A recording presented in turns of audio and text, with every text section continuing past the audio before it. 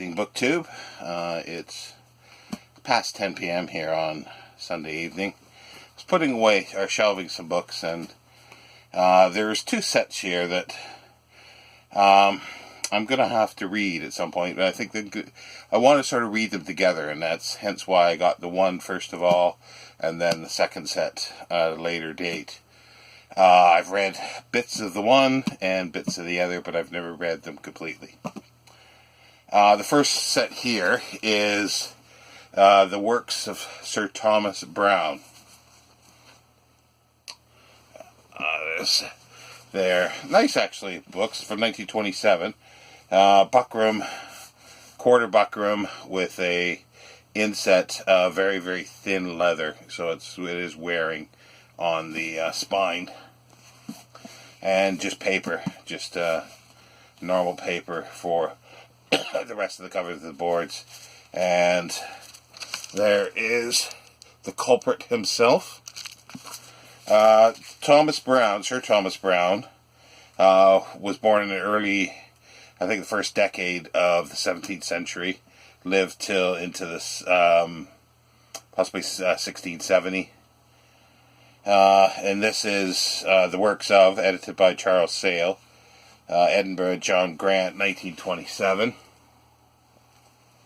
And he's most famous for his Religio Medici, which is basically, I think, the religion of a physician or doctor's religion, something like that.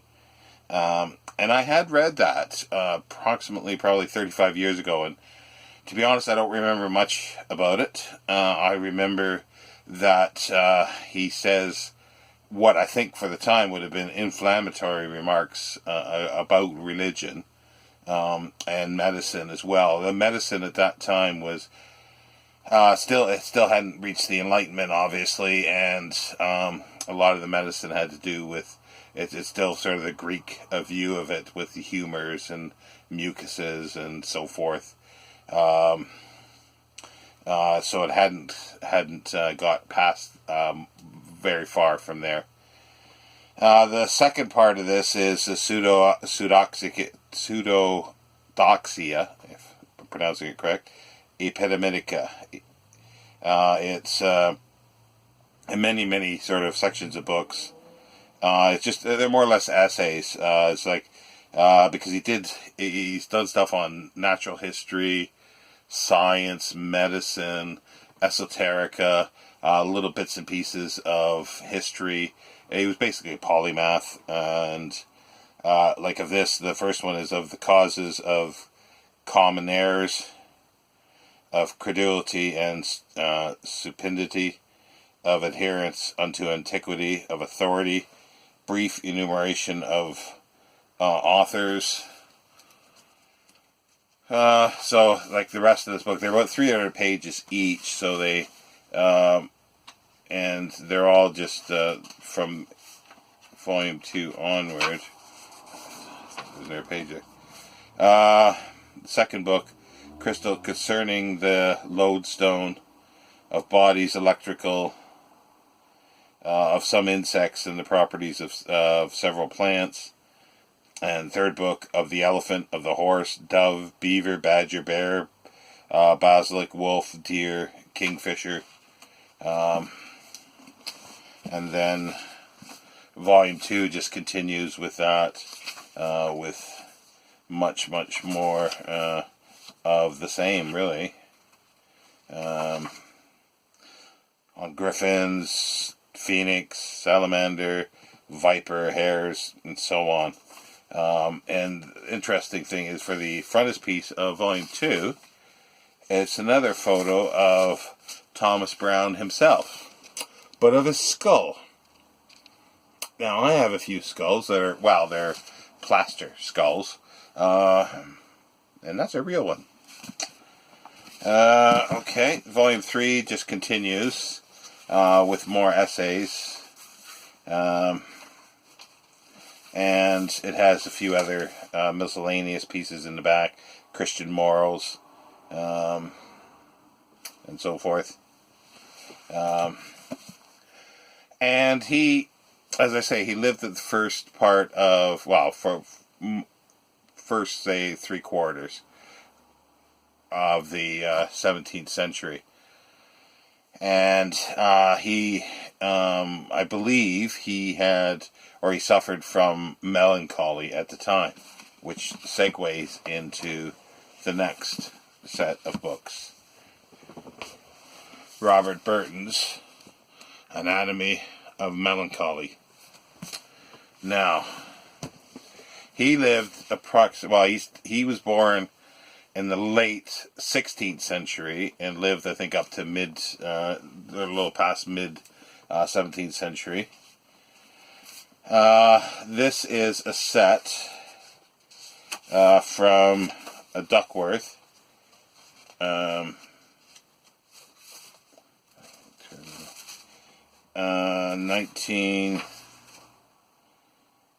1903. Duckworth Press.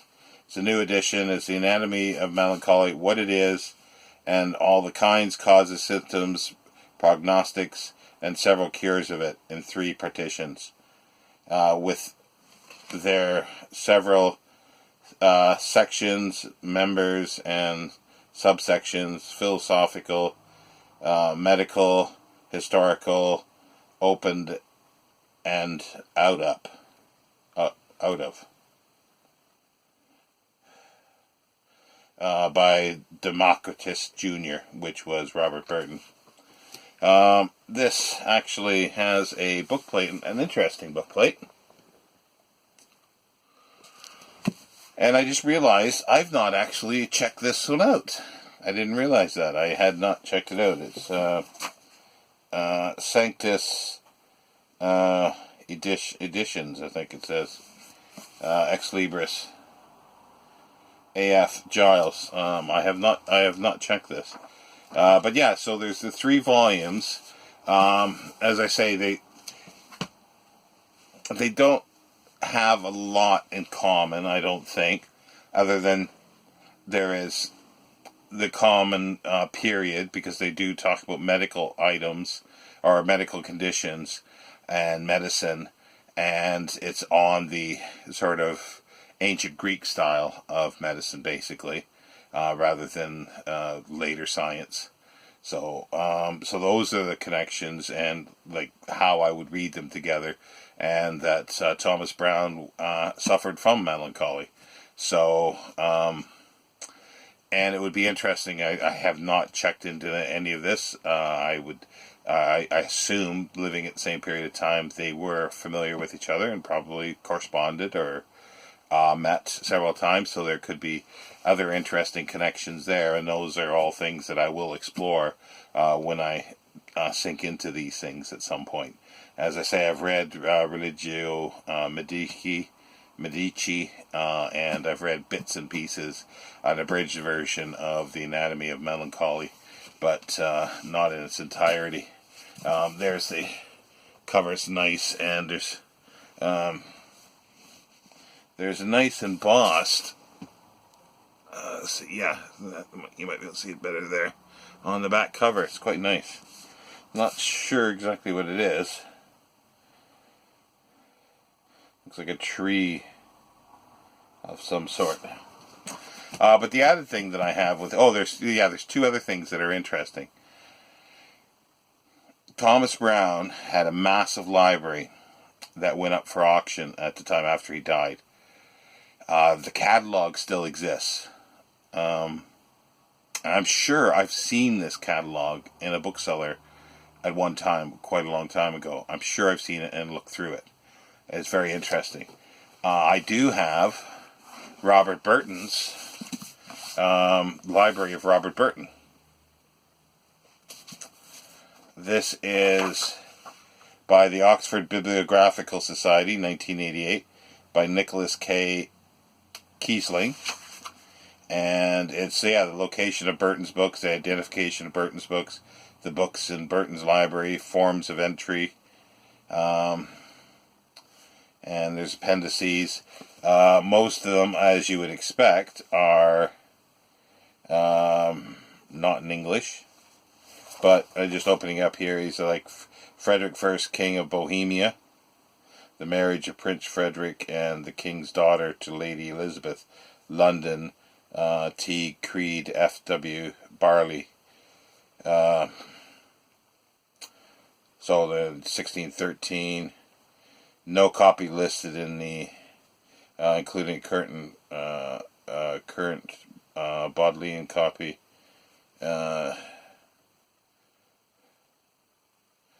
Okay, I guess they haven't been able to identify a specific copy that belonged to Burton, but they know he did own one.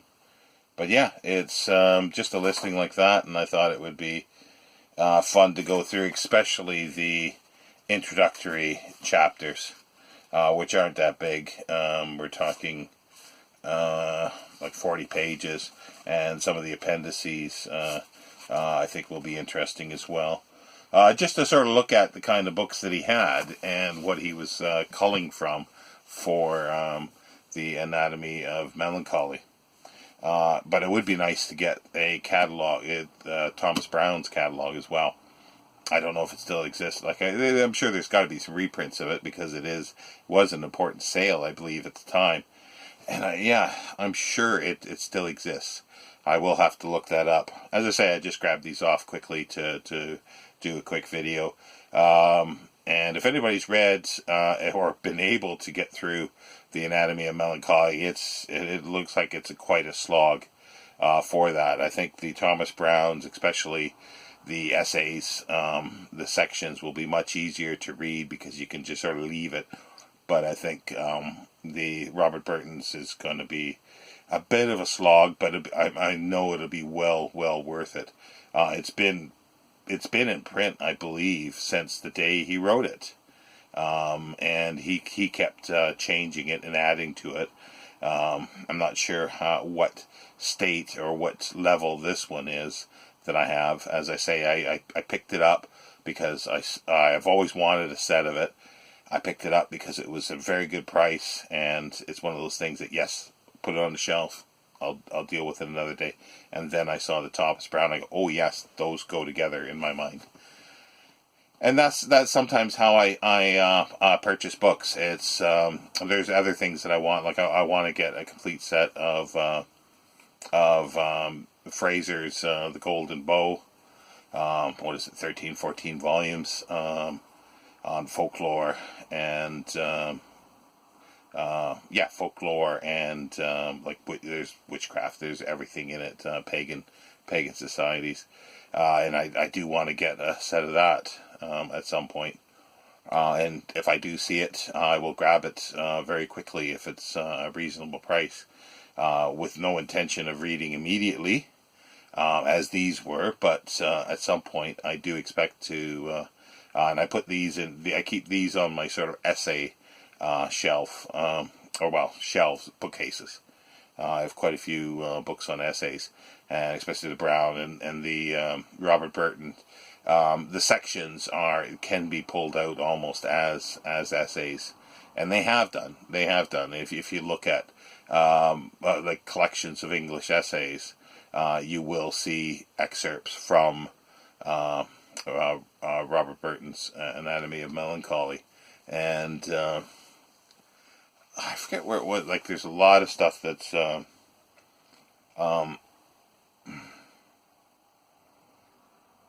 like he uses long passages from other works.